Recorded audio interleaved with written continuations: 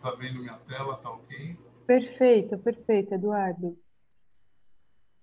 Então, o título aqui, a gente vai falar um pouquinho sobre a mineração urbana.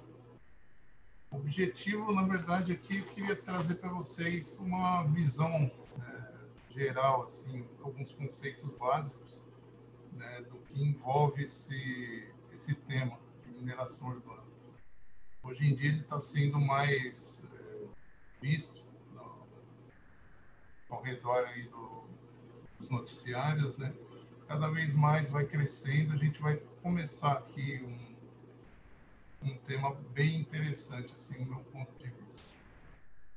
Mas antes de falar da mineração urbana propriamente dita, queria deixar todo mundo na mesma página aqui, falar um pouquinho da mineração convencional. O que a mineração convencional traz? O que ela faz? O que ela fornece para nós? A mineração nada mais é do que um processo que a gente extrai da natureza algum minério que vai ser utilizado de alguma forma pelo homem. Nesse slide aqui eu deixei um exemplo. Vocês podem ver o minério de ferro, né? Uma montanha ali de minério de ferro. Minério de cobre, que tem essa coloração característica, né? Meio esverdeada. Minério de ouro, talvez esse o mais requisitado aí, vamos dizer assim, né, no campo de mineração. E um exemplo também, um minério de prata. Tudo isso, cada tipo de minério na natureza, ele está de uma forma, em um local específico, e ele traz algumas etapas antes para a gente conseguir extraí-lo da natureza. Listei algumas aqui, mas até antes dessa tem uma etapa que eu digo que é crucial, que é a avaliação do solo, né? A avaliação geomorfológica da região. Tem que conhecer onde você está buscando o minério de interesse. Então, são realizados diversos estudos, diversos tipos de avaliação, análises bastante complexas, porque é uma operação que envolve, além da viabilidade de ter ou não o minério, é toda a viabilidade econômica que está ali presente. Às vezes tem uma mina que possui o minério de interesse, mas nem sempre a viabilidade econômica vai favorecer a operação. Então, tudo isso é analisado previamente numa série de estudos. E aí, uma vez definido, localizado a área de interesse, começa, assim, o trabalho especificamente. Essas etapas são básicas, né? Varia de tipo de minério para que você está procurando, mas, de uma maneira geral, não foge muito disso. A primeira etapa ali é a perfuração, né? Então tem imagina uma montanha, né? Mais ou menos como a da foto ali ao fundo. Você precisa fazer um início de escavação. Eles fazem a perfuração para inserir dentro dos tubos, né? Do cano que é feito no solo, eles inserem dinamite, né? Explosivos para fazer o desmonte, que é a etapa para liberar o minério no solo, do solo, né? Deixar ele mais fácil de ser retirado aí ser carregado, que é a terceira etapa. Eles usam escavadeiras, equipamentos gigantes, assim, é algo bem fora da nossa realidade urbana, né? E após esse carregamento, o minério é levado para um beneficiamento. Esse beneficiamento também varia de acordo com o tipo do minério que a gente está falando, mas de uma maneira geral, o que acontece aqui é basicamente uma etapa de britagem, ou seja, eles vão passar num britador para deixar o tamanho de partícula homogêneo. Lembrando que o solo vai estar misturado, eventualmente se tiver plantas, raízes de planta, tudo isso vai estar misturado no minério, você precisa deixar de uma forma homogênea para depois iniciar a etapa de transporte. Essa etapa de transporte também é tida como uma etapa bastante complexa na operação, porque são maquinários gigantes, são máquinas muito grandes que transportam esse minério através de esteiras até um caminhão ou, dependendo da localidade, num trem. Toda essa operação é bem complexa, mas, como eu disse no início, tendo uma avaliação realizada preliminarmente, toda a viabilidade econômica ela é observada desde o início para ter essa operação. Legal. Temos aí um pouquinho como funciona a mineração convencional, mas o que ela traz de impactos, né? Essa é a parte mais triste da história. Temos desmatamentos, diversos problemas, né, ambientais, poluição de rios, lagos, a erosão, a causa de erosão ao redor da mina, geração de rejeitos, porque no sistema de mineração você tem diversas etapas ali, dependendo novamente, dependendo do que você quer ali. Por exemplo, o caso de ouro, você tem algumas etapas a mais ali para chegar a efetivamente extrair o ouro. Então, você utiliza produtos químicos e, consequentemente, você gera rejeito. Os rejeitos precisam ser armazenados de uma forma adequada e que você consiga ter uma gestão eficiente, mas, mesmo assim, é sujeito a impacto. E esses impactos, por exemplo, como está ilustrado aí na foto, um desastre que aconteceu em Mariana, todo mundo se lembra dessa tragédia que ocorreu lá. Várias pessoas perderam a vida, a cidade ficou destruída. E também Brumadinho, né? São dois tristes casos aí recentes que ocorreram na história recente do Brasil. Isso tudo em volta da mineração. Mas agora falando um pouco do minério, extrair o minério, conseguir um metal de interesse.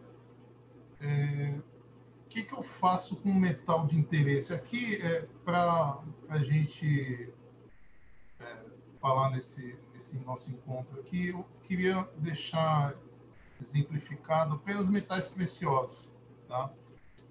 Não vou entrar no mérito do ferro ou de outros metais mais comuns do dia a dia. Eu vou falar aqui de ouro, prata, paládio, platina, ródio, que são alguns dos metais preciosos que a gente encontra em produtos eletrônicos. Por exemplo, aqui está ilustrado o celular, né? Todo mundo está com celular hoje em dia, notebooks, tablets, o próprio chip do telefone ou de cartão de crédito. O chip, por exemplo, ele contém ouro, né? Celulares, os computadores têm ouro, tem paládio, tem prata, cobre. Então, são meios que a gente utiliza além do que é o comum, né?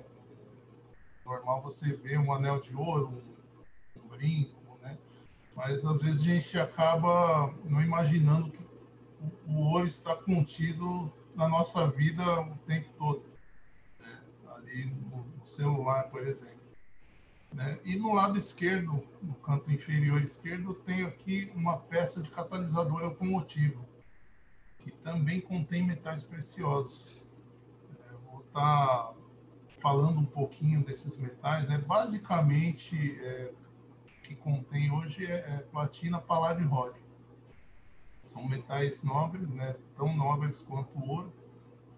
E eles ajudam a gente em uma série de coisas que a gente vai estar discutindo aí ao longo da apresentação. Como eu falei, no caso, essa imagem aqui traz para a gente uma placa de celular, né? Alguns componentes contêm os metais preciosos, né? Ali está listado o ouro, o paládio, prata. Existem outros metais também, como eu falei, a gente não vai abordar tanto aqui, mas, por exemplo, estanho, no caso das soldas, a gente utiliza. No passado era utilizado chumbo, uma liga do estanho, para fazer as soldas, né? Hoje já não pode mais, já é proibido devido ao caráter do chumbo, né? Ser um metal perigoso. Então hoje já não se trabalha mais com chumbo.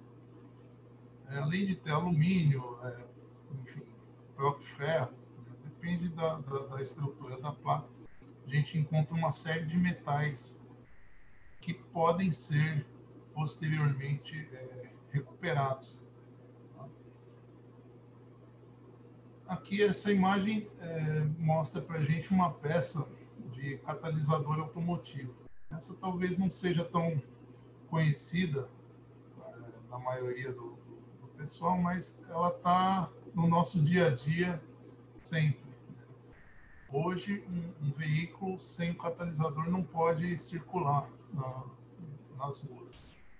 Mas qual que é a função do catalisador? O que o catalisador faz? O catalisador ele serve, né, como uma espécie de filtro, né, que temos uma ilustração que ajuda melhor no entendimento. O que ele é formado? Ele tem essa carcaça metálica, né, por fora, um suporte cerâmico. Dentro dessa cerâmica, os metais estão instalados ali, né, principalmente, como eu falei, só repetindo, platina, paládio e ródio. Lá dentro que vai acontecer o fenômeno de transformação, né, dos gases tóxicos para gases inertes. E também uma manta expansiva que vai vedar para que o sistema fique totalmente isolado, inclusive termicamente, né, e protegendo de atritos ou batidas do carro, né, algum problema desse tipo. Como funciona o catalisador? Do lado esquerdo ali, as setinhas vermelhas indicam a entrada dos gases formados ali na queima do combustível, seja ele diesel, gasolina. Via de regra, esses combustíveis liberam emissões tóxicas, basicamente aí hidrocarbonetos, monóxido de carbono, óxido de nitrogênio. Quando essas moléculas entram em contato com o catalisador, lembrando que o catalisador vai fazer o papel de acelerar uma reação que ela é termodinamicamente favorável, né, possível, uma troca que ocorra na natureza, que demore um pouco. O catalisador ajuda a favorecer essa reação para que ela seja praticamente instantânea. Ou seja, os óxidos de nitrogênio, quando eles entram em contato com o catalisador, eles são convertidos, por exemplo, a nitrogênio gasoso. O nitrogênio gasoso ele já está na nossa composição do ar, então você tirou um componente que é prejudicial e levou ele na forma mais inofensiva. A mesma coisa acontece com o monóxido de carbono e os hidrocarbonetos. Basicamente, eles passam pelo mesmo processo, né? Processo muito rápido, e por isso a gente hoje em dia não vê mais na saída do carro, né, no escapamento do carro, aquela fumaça que antigamente era muito visível, né? Hoje em dia já diminuiu bastante com o uso dos catalisadores. Ali temos duas esferas ali que demonstram um pouquinho na parte interna. São orifícios muito pequenos, né, onde o ar passa, né, com esses gases tóxicos. Os metais estão ali, estão depositados ali. São diversos furos, microfuros, dependendo do tipo de catalisador, e justamente para favorecer a interação do gás com os metais.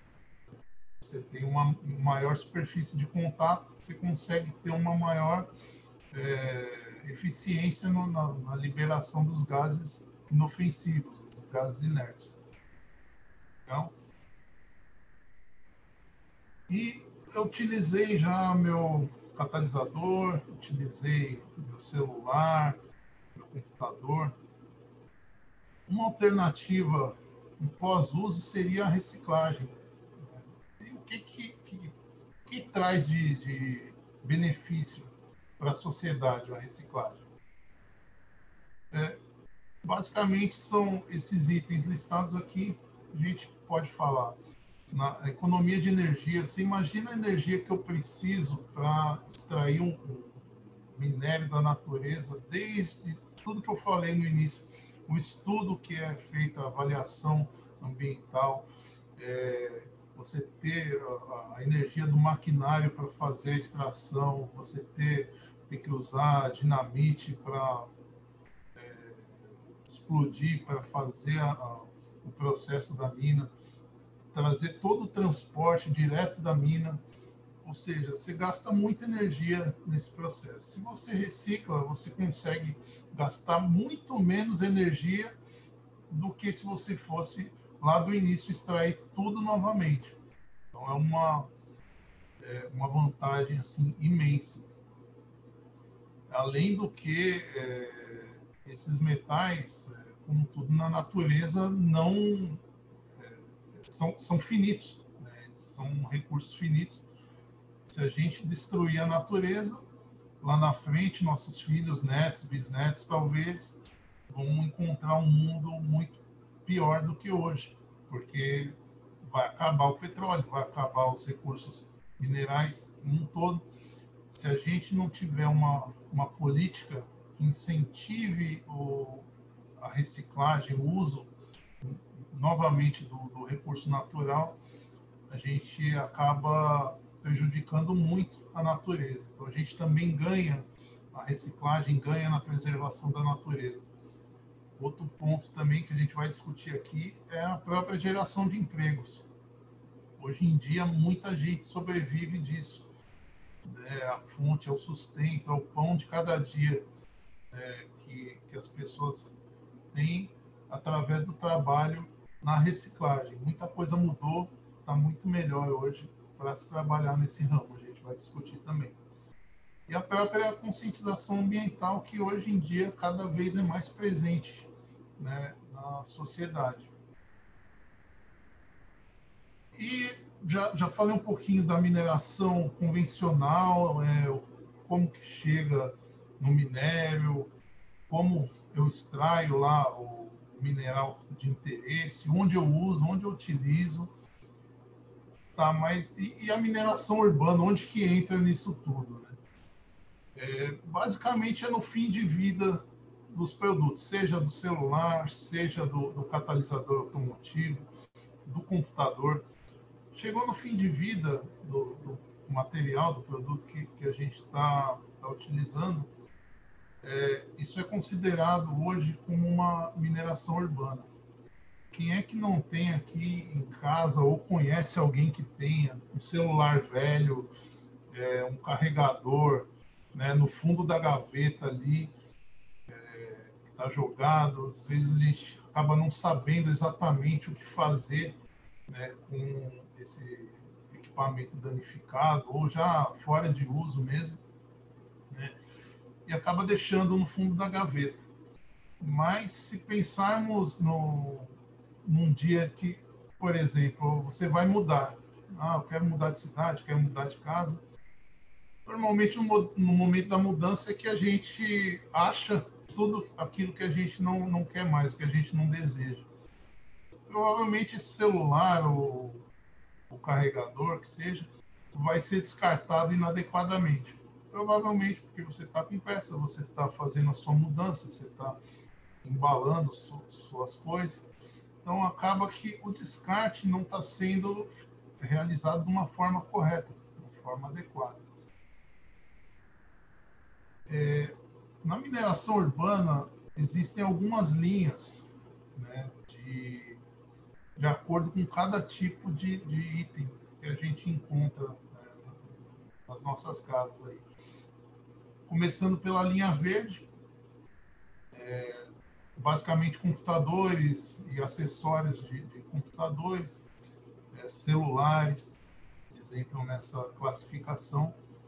A linha marrom, basicamente, são os televisores, né, aparelhos de DVD, que já hoje em dia não são tão encontrados em casa, né, já é uma tecnologia ultrapassada. Produtos de áudio também entram nessa classificação.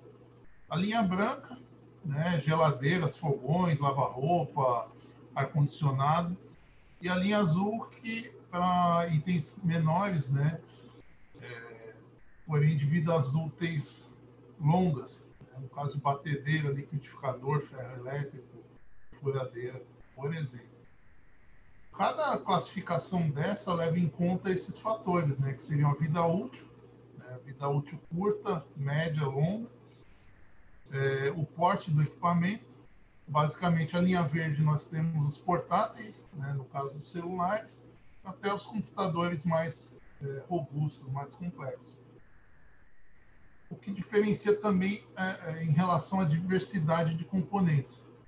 A linha verde tem uma grande variabilidade de componentes ali que diferem entre marca, tipo, tamanho, modelo.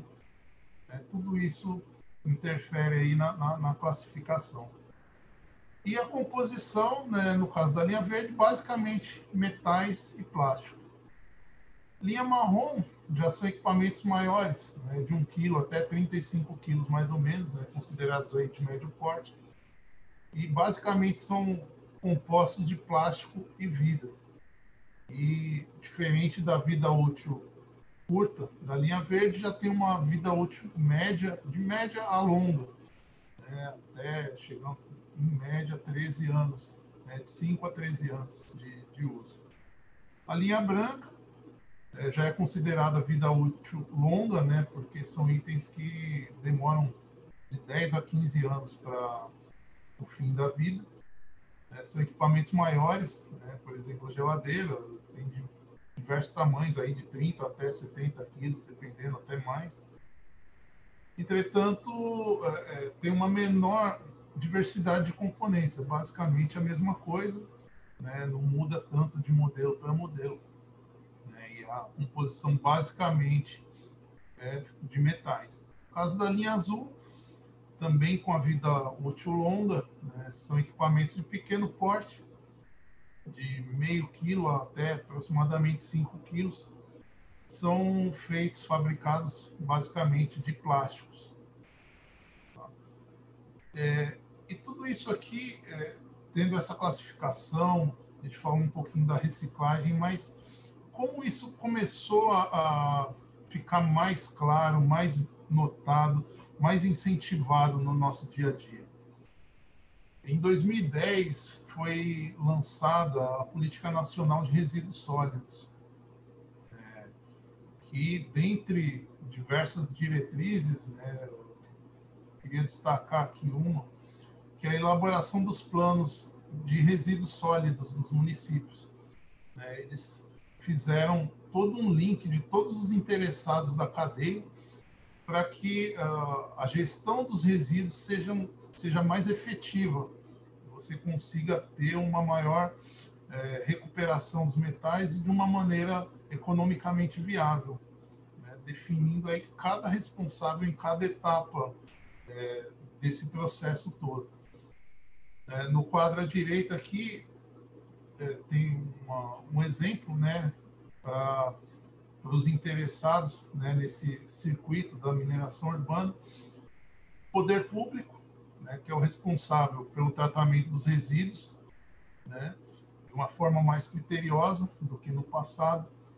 Os catadores, né, as pessoas que coletam efetivamente esses materiais, hoje eles são organizados em cooperativas, né? Então, eles têm uma valorização do seu trabalho, né? Eles hoje são pessoas que têm trabalhos formais, né? Eles atuam como agentes de gestão de resíduos urbanos. É um trabalho fundamental para toda essa cadeia. A iniciativa privada, onde hoje em dia é bem comum a gente ver, por exemplo, garrafas plásticas, uma garrafa feita 100% de outras garrafas PET, né? Essa é uma iniciativa das indústrias, né, visando atender esse plano nacional, né, essa política nacional dos resíduos sólidos e ter uma maior contribuição no meio ambiente.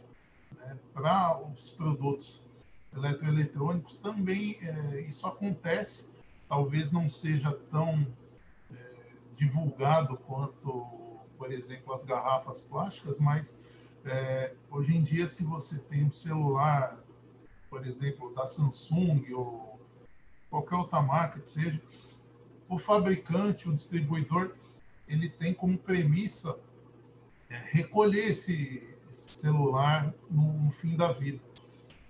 São estabelecidos alguns pontos de coleta, e esses pontos de coleta ficam distribuídos em alguns locais estratégicos, né? Seja uma loja, seja uma assistência técnica, em shoppings, e eles fazem essa coleta, né? Alguns até possuem um incentivo de, se você levar um aparelho velho, você tem um desconto na compra de um celular novo, por exemplo. Então, tudo isso são maneiras que as empresas, de uma forma inteligente,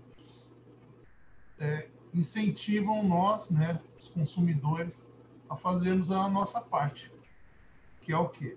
Descartar o lixo no local adequado, para que o problema que é nosso, né, de uma sociedade como um todo, seja minimizado.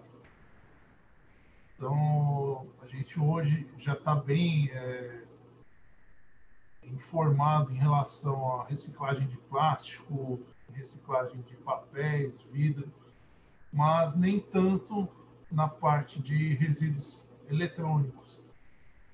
É um trabalho que vem crescendo, vem ganhando massa, mas ainda temos que caminhar bastante para que os objetivos da política nacional sejam bem estabelecidos e cheguem ao máximo da eficiência, que é a proposta inicial.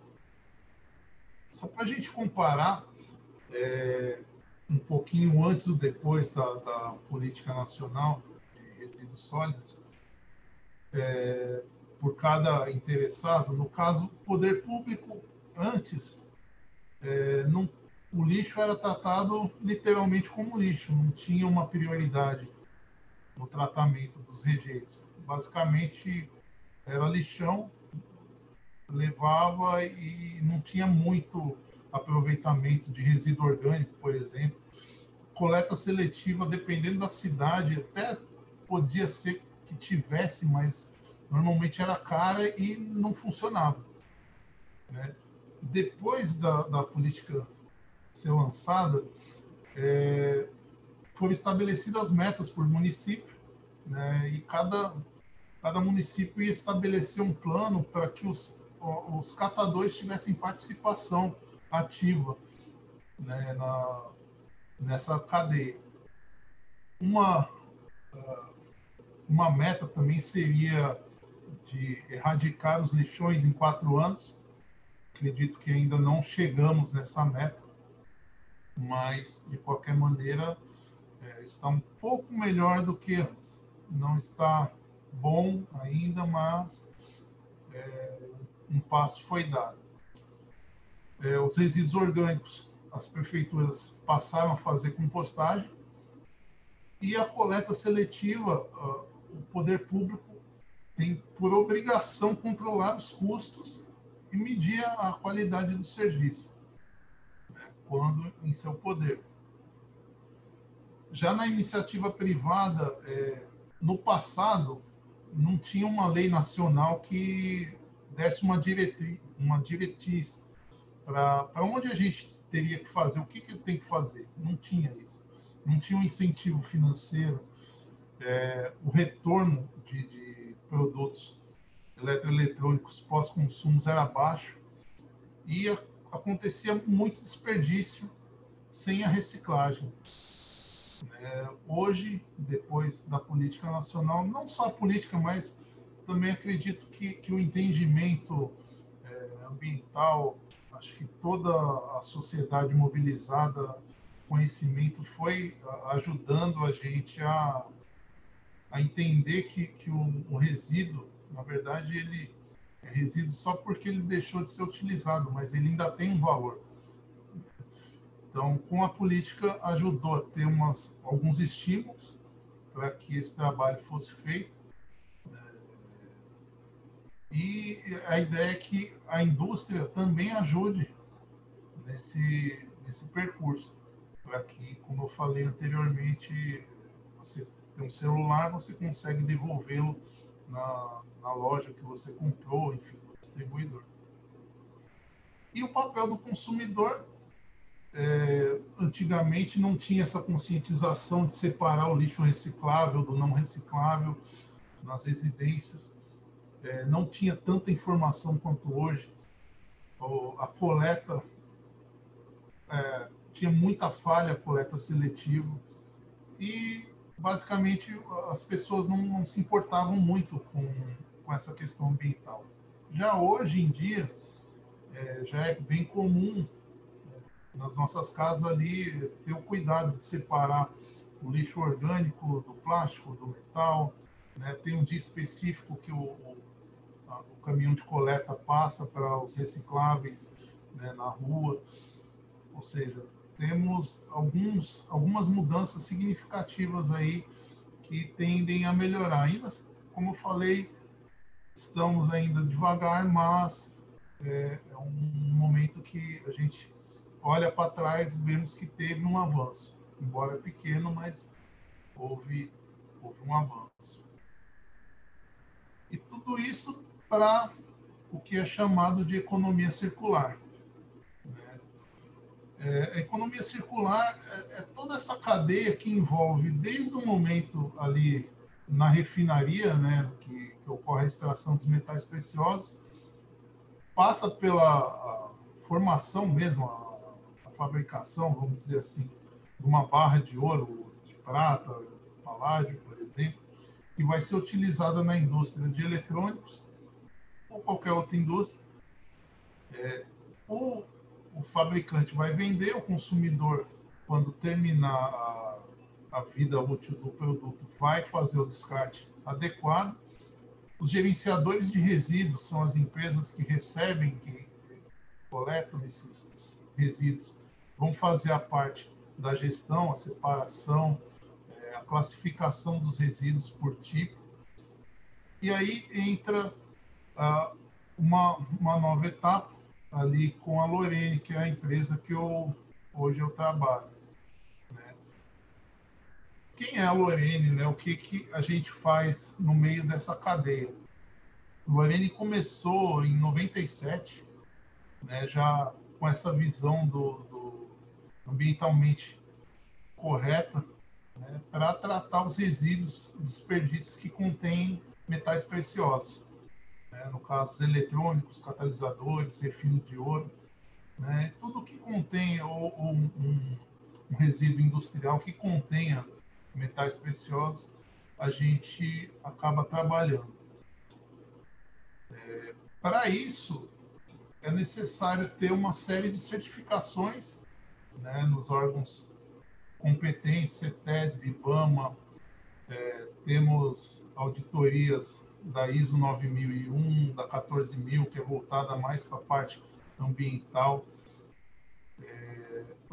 Deixei esse slide de certificações para mostrar para vocês quanta coisa está envolvida nesse sistema todo. A gente acaba pensando de uma forma minimalista, parece fácil a reciclagem, mas tem toda uma série, todo um trabalho que é feito ali para garantir toda a confiança e a qualidade do serviço, além da viabilidade econômica. Tá? Como eu disse, a gente trabalha com os eletrônicos, catalisadores e o carvão ativado. Eletrônicos e os catalisadores, eu falei um pouquinho para vocês. Carvão ativado ainda não, vou dar uma breve explicação um pouquinho mais para frente. Os eletrônicos, como que a Lorene atua nesse sistema? Basicamente, a gente recebe as placas, né, que passaram lá pelas cooperativas, pelos gerenciadores de resíduos. Imagina um computador. Ele é desmontado nessas empresas e as placas, elas são destinadas para nós. Cada material que compõe o computador, ele é destinado para um tipo de reciclagem. A gente atua nessa parte que visa os metais preciosos. Então, aqui nessa foto temos alguns exemplos de placas, né, de computadores, de celular, que contém os metais preciosos. Tá? Então, a gente atua nessa captação e o tratamento desses resíduos eletrônicos para um envio para destinação correta e, no final, a gente obtém os metais preciosos novamente. Isso tudo não é feito aqui no Brasil, né? Temos uma parceria fora do Brasil, em alguns lugares pelo mundo, que realizam esse trabalho em conjunto com a Lorena. Os catalisadores é a mesma coisa, né? A gente faz a captação junto, basicamente, a sucateiros, né? E de catalisadores já com fim de vida decretado. E quando recebemos esses catalisadores, nós fazemos uma série de análises para fazer a valoração adequada, né, do metal. Lembrando que, como eu disse, o catalisador ou as placas contêm metais preciosos. A gente procura identificar cada material, em cada material, quais metais presentes e as quantidades, né, as concentrações que eles estão lá, para fazer uma valoração o mais fiel possível, de uma forma mais adequada para que o negócio se torne viável. O carvão ativado, na indústria de ouro, na mineração, ele é utilizado na etapa que eles fazem a concentração do ouro. Uma vez que o minério é extraído do solo, ele passa por alguns processos de lixiviação, né, com alguns produtos químicos, e esses produtos têm a propriedade de solubilizar o ouro. Ele vai ficar em solução, ele passa por uma espécie de uma coluna, né, feita de carvão ativado, que vai absorver esse material, esse ouro que está presente ali, vai ficar absorvido na superfície do carvão ativado, facilitando assim a forma de extração. Eu tenho um carvão altamente rico ali em ouro, e aí a gente consegue fazer extrações com outros reagentes químicos para efetivamente concentrar e chegar até o ouro 99,9%. Tá? E quais processos que ocorrem nesse trâmite após a entrada, aqui no caso, na Lorena? A gente recebe o material, é feita uma classificação, dele, se necessário, uma limpeza. Tem placas que vêm com alguns componentes que não são de interesse, a gente acaba tirando, por exemplo, capacitores ou peças de alumínio, dissipador de calor. A gente faz uma separação para que a reciclagem seja mais efetiva. Esse material é armazenado, é triturado. Depois dessa trituração, ele é embalado, né, em bags e, enfim, ele é transportado até o destino final para fazer a extração do ouro, da prata, do cobre, paládio, enfim. Além disso, voltando na economia circular, a gente faz também, após todo esse processo de trituração e tudo mais, a gente faz a valoração, como eu falei no caso dos catalisadores.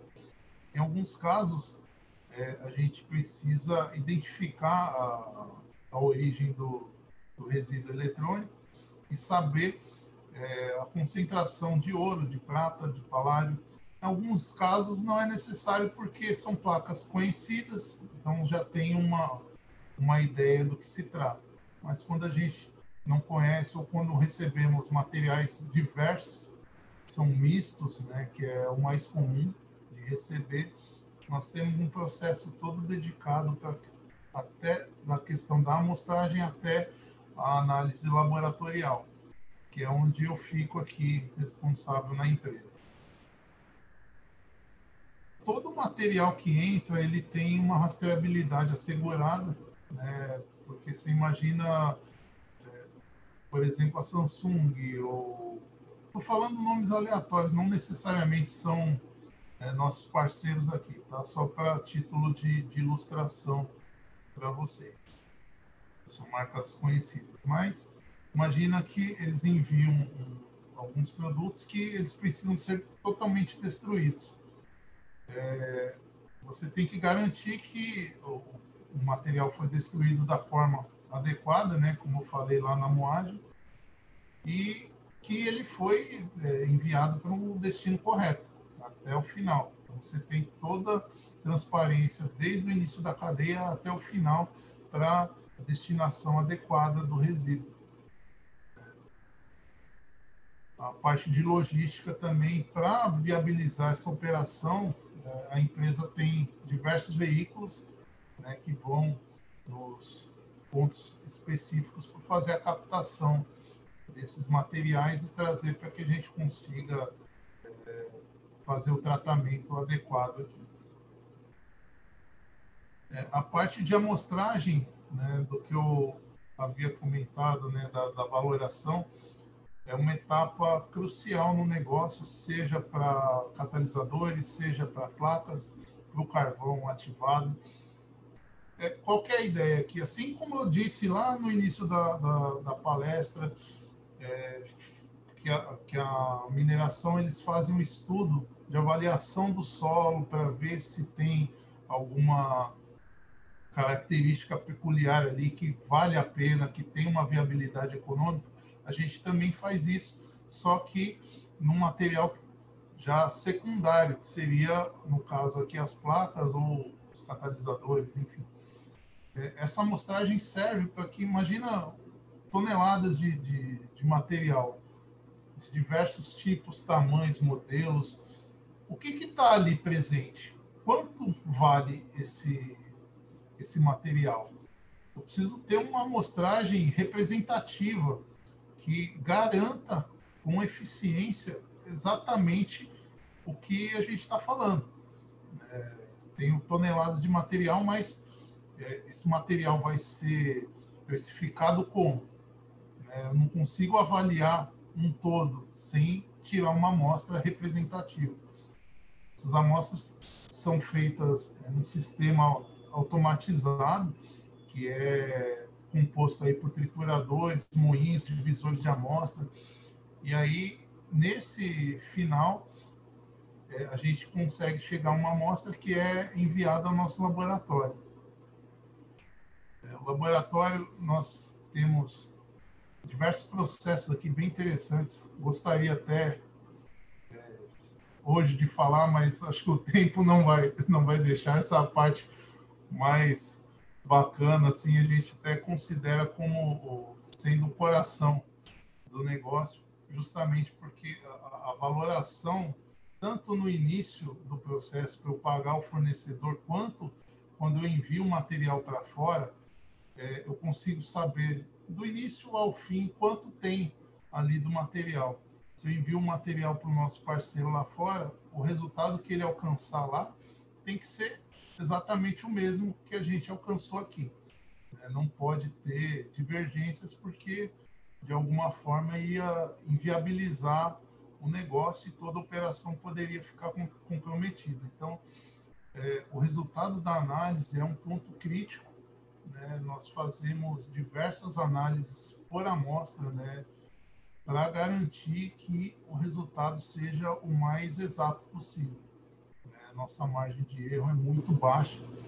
Para isso, a gente compara nossos resultados com empresas externas, né, laboratórios credenciados na Alemanha, Inglaterra, Estados Unidos, Canadá. Então, todo lote que é enviado, a gente tem uma troca de resultados que garanta que o que a gente está fazendo aqui está sendo de uma forma correta, e lá também eles estão fazendo da forma adequada. Isso deixa a base bem sólida para qualquer tipo de negociação. Uma vez que eu tenho o resultado das análises, né, a gente consegue fazer a valoração do material.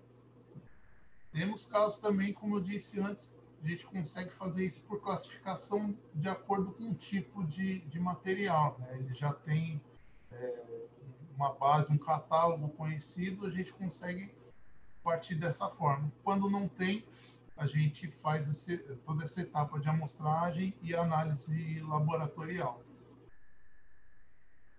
Que só para conhecimento, são algumas unidades que nós temos aqui no Brasil, são 14 unidades, e também temos 4 unidades fora, no Chile, nos Estados Unidos, Israel e no Japão. Esses aqui são meus contatos, né? Caso alguém queira entrar em contato, está aí disponível. Se alguém tiver alguma dúvida, estou à disposição.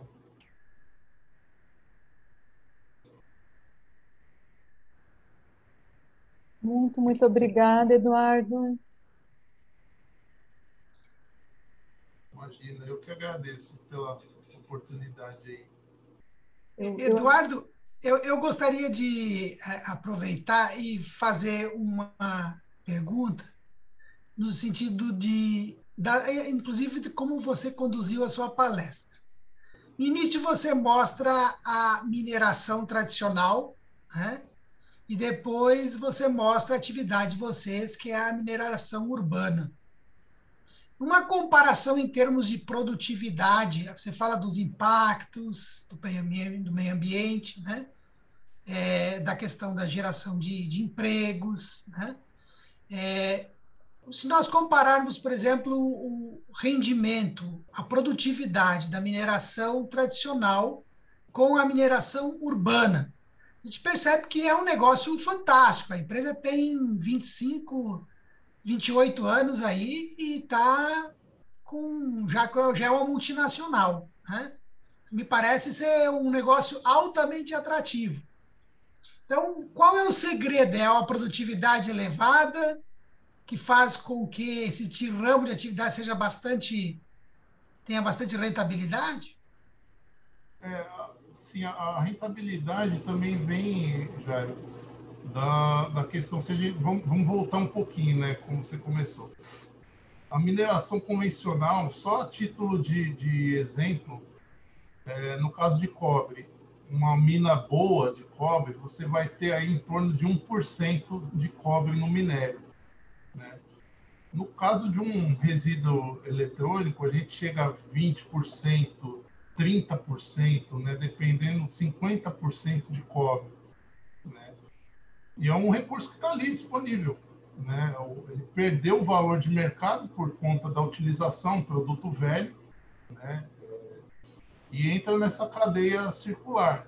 Né? Esse é o segredo do negócio. Né? Quando cada etapa é crucial para que o negócio dê certo. Eu tentei até enfatizar todo o sistema de amostragem e tudo mais para a gente conhecer antes o que a gente está comprando. Essa é a viabilidade do negócio. Uma vez que o material ele é valorado da forma adequada, o negócio prospera. Se a avaliação ali, a amostragem não for conduzida de uma forma satisfatória, a gente corre riscos, né, de ter problemas de qualidade do material, né? Porque lembrando que são resíduos, a gente recebe de tudo. Então, quando a gente conhece o que a gente está comprando, a gente consegue ter um retorno satisfatório. Então, eu diria que o segredo do negócio é justamente esse, conhecer o material, né? E fazer a valoração adequada, porque desde o nosso parceiro ele venda por um preço justo, né, que vale aquilo, e a gente também consiga extrair o metal no preço justo também. Uhum. Não sei se eu respondi, se é basicamente... Não, tá claro, ficou claro. Cecília, você tem algum... Perfeito. Eu tenho uma pergunta da nossa audiência para você, Eduardo. Um dos estudantes ele realizou essa pergunta: quais seriam as soluções para a crescente demanda dos minérios de lítio, silício e cobalto para a fabricação de baterias mais eficientes, né? Tem essa grande discussão agora sobre o lítio, né? Como que vocês, o setor da mineração, estão vendo essa problemática, né, da maior exploração desse metal? Sim, a gente aqui, eu não trabalho especificamente com esses metais, né, que o aluno perguntou, mas vendo todo o cenário que a gente enxerga hoje, com certeza já estão sendo desenvolvidas metodologias para fazer essa logística reversa também, né?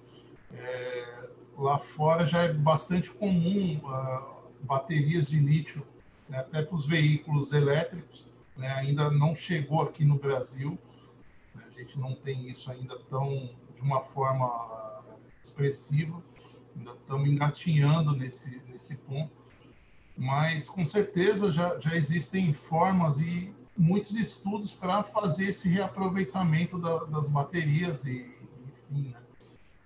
É um pouco mais complicado devido à característica do metal, né? Você tem algumas particularidades ali, dependendo do tipo da bateria, o que contém a bateria, né? Dependendo da bateria, tem solução ácida, enfim, é um outro tipo de tratamento, mas com certeza isso já está sendo visto até pela própria indústria, que não só no Brasil, mas no mundo, a tendência é fazer essa gestão sustentável, né? Você receber novamente o que você forneceu para a sociedade, você receber e você tratar esse resíduo. Então, eu vejo o futuro muito voltado para esse tipo de atividade, seja qual for o metal, né? Existem outros metais também, como terras raras, né, que são também bastante estudadas aí, usadas em diversos tipos de produtos, e também já tem uma tendência a fazer reciclagem. Lógico, cada um tem uma dificuldade e a ideia é sempre progredir, sempre aprender um pouquinho mais e desenvolver uma tecnologia mais satisfatória que torne a atividade economicamente viável. Perfeito, Eu perfeito, tenho mais uma Eduardo. pergunta, Cecília. Sim, sim, Caio.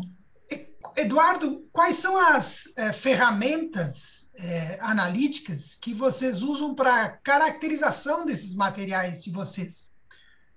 Eu presumo que vocês devem ter programas interlaboratoriais também para Isso, fazer a checagem dos resultados. Você poderia falar um pouquinho sobre isso, por favor?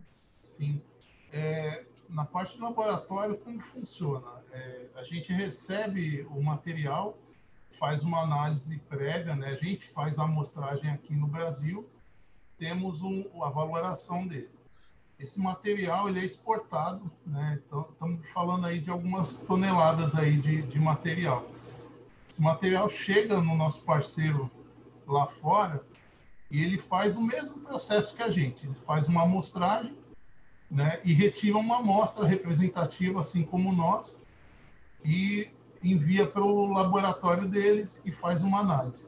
A amostragem que eles fazem lá, eles nos enviam também uma amostra. Ou seja, é um cheque que a gente tem com o nosso processo inicial, toda a nossa operação aqui feita a amostragem, a gente tem uma nova amostragem realizada no parceiro e a gente compara o resultado prévio, o resultado que ele obteve e o resultado que a gente obteve com a amostra dele. E como funciona essa avaliação? Quando eles nos enviam a amostra, devido até fatores de um critério mesmo de confiabilidade, como que a gente faz para trocar o resultado? Vamos supor que eu enviei para o Jairo uma amostra, ou ele me enviou uma amostra, melhor. O Jairo me enviou uma amostra que ele amostrou lá. Eu faço a análise aqui, ele já tem o resultado dele, a gente combina uma data e horário para trocar o resultado ao mesmo tempo. Então, nesse momento, é protegido por senha, tudo mais. Quando eu receber o resultado dele, ele recebe o meu e a gente olha ao mesmo tempo e vê as diferenças de resultado. Caso ocorra alguma diferença, a gente ainda conta com um terceiro laboratório externo, né, independente das empresas, que a gente manda uma amostra para ter a contrapartida para ver se houve algum erro de análise ou algum problema em algum dos lados, e a gente compara e vê quem chegou mais próximo do resultado. Então, a cada lote, a gente tem, basicamente, um interlaboratorial, né, com o nosso parceiro lá fora, e, se necessário, também temos mais uma que a gente chama de árbitro, né, que vai decidir ali quem chegou mais próximo do resultado. E, lembrando, a gente utiliza técnicas aí consagradas, né, para análise de metais preciosos, que são aceitas no mundo todo.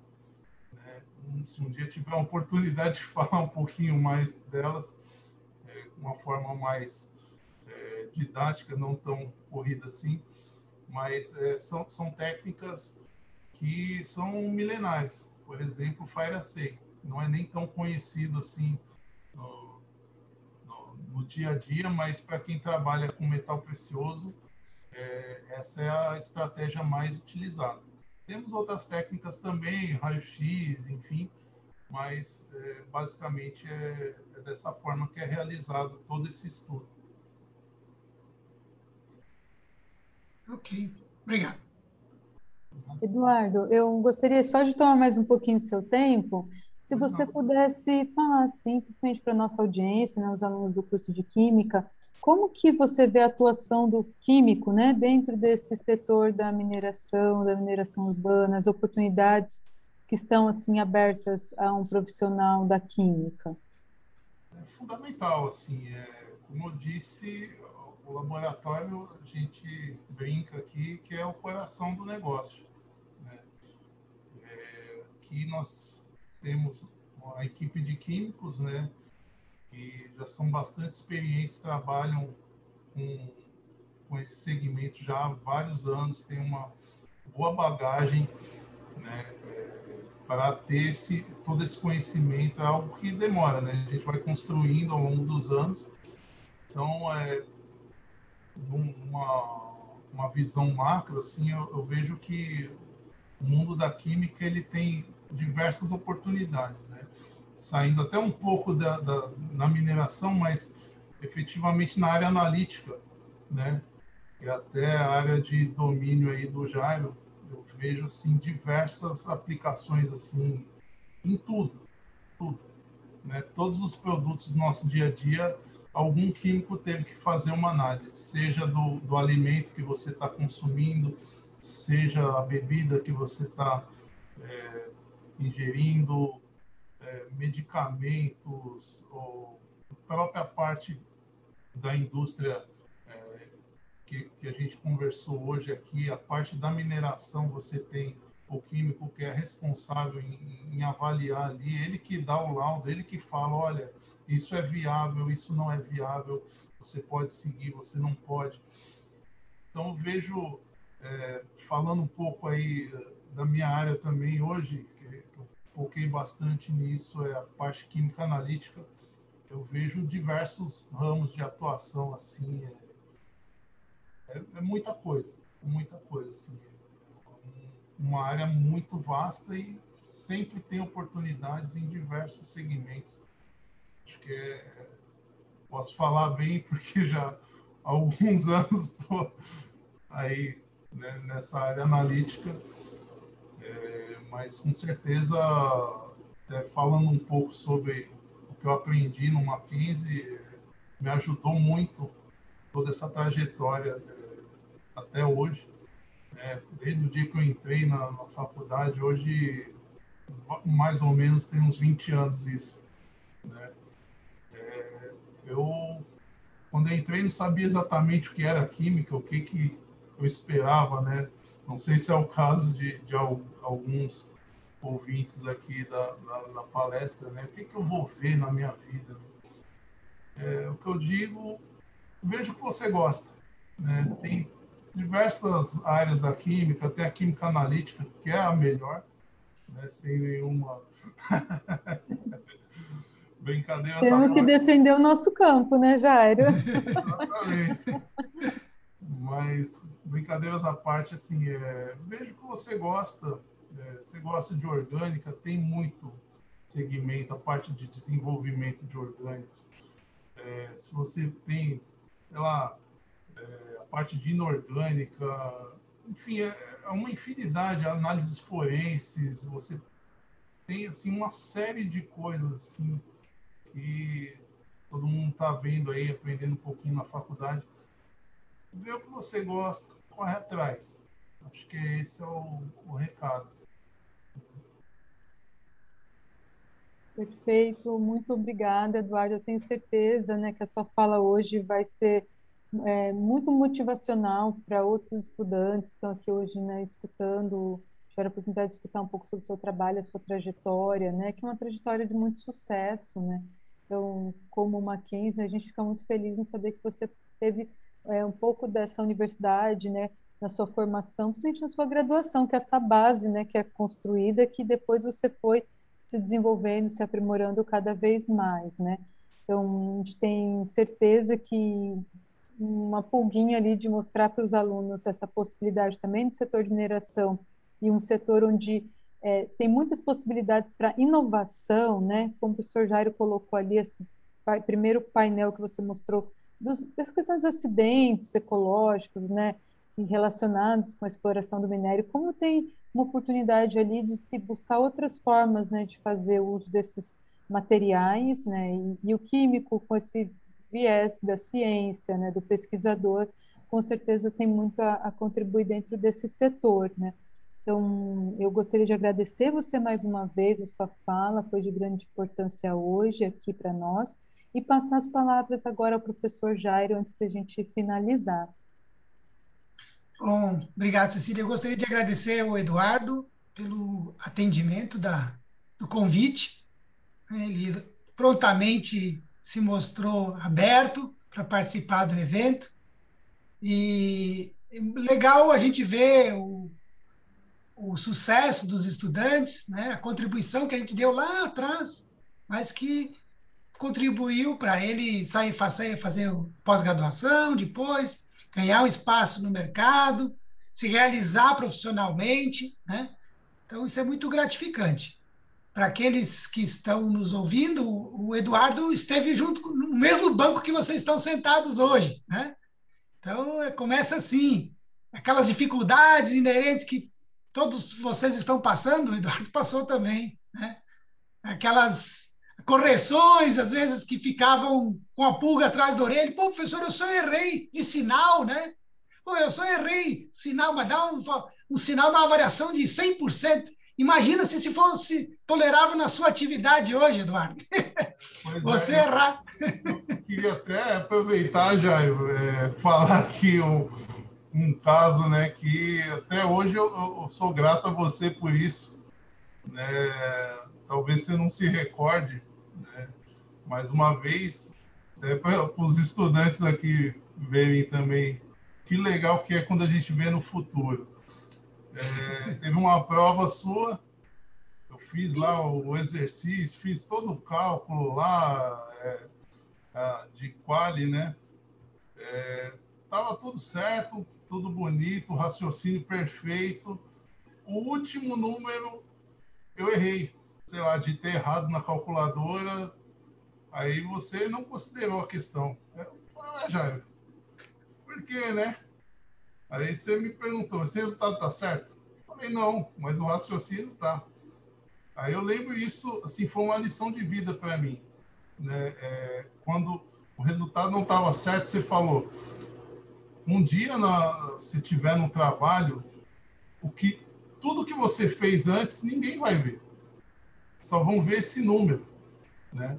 Hoje é muito isso a minha realidade, né? Se eu fizer tem equipamentos mais modernos do mundo, tudo maravilhoso. Se eu digitar um número errado, o negócio sai errado, né? Então, toda a responsabilidade, acho que isso que é legal aqui, isso que eu peguei desse ensinamento que você me deu naquela ocasião. Confesso que na hora eu não fiquei muito feliz, não, mas alguns anos depois, olhando para trás, eu vejo isso realmente.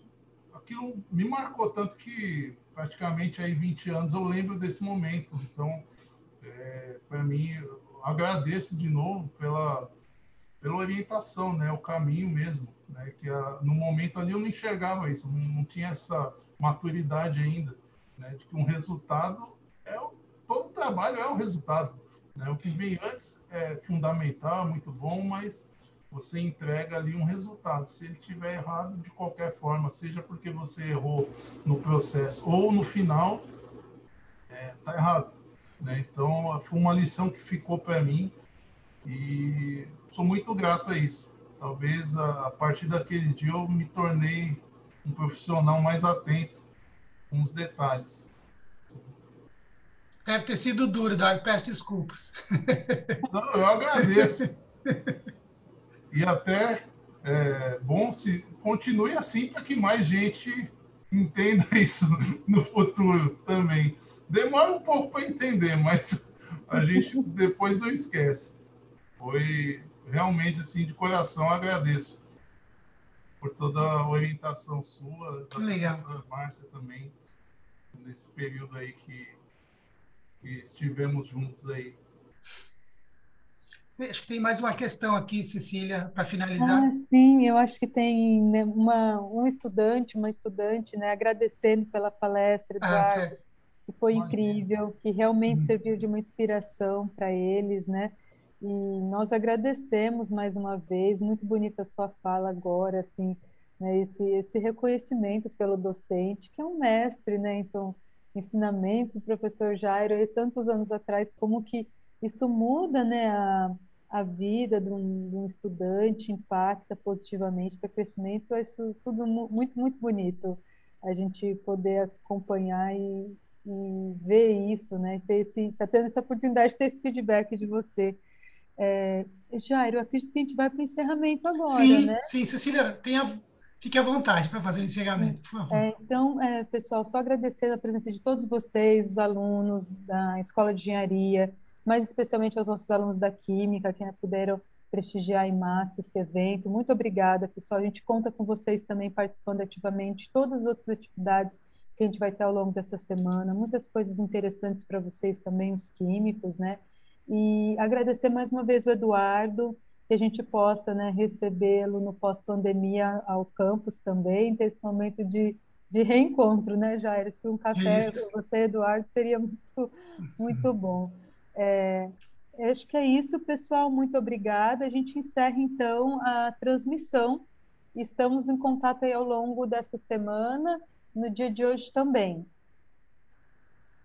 Até mais, pessoal. Tchau, tchau. Obrigado, gente. Obrigado, Muito Eduardo. obrigada. Obrigado, Cecília. Um abraço. Boa Grande noite. abraço a Boa todos. noite. Tchau. Tchau, tchau.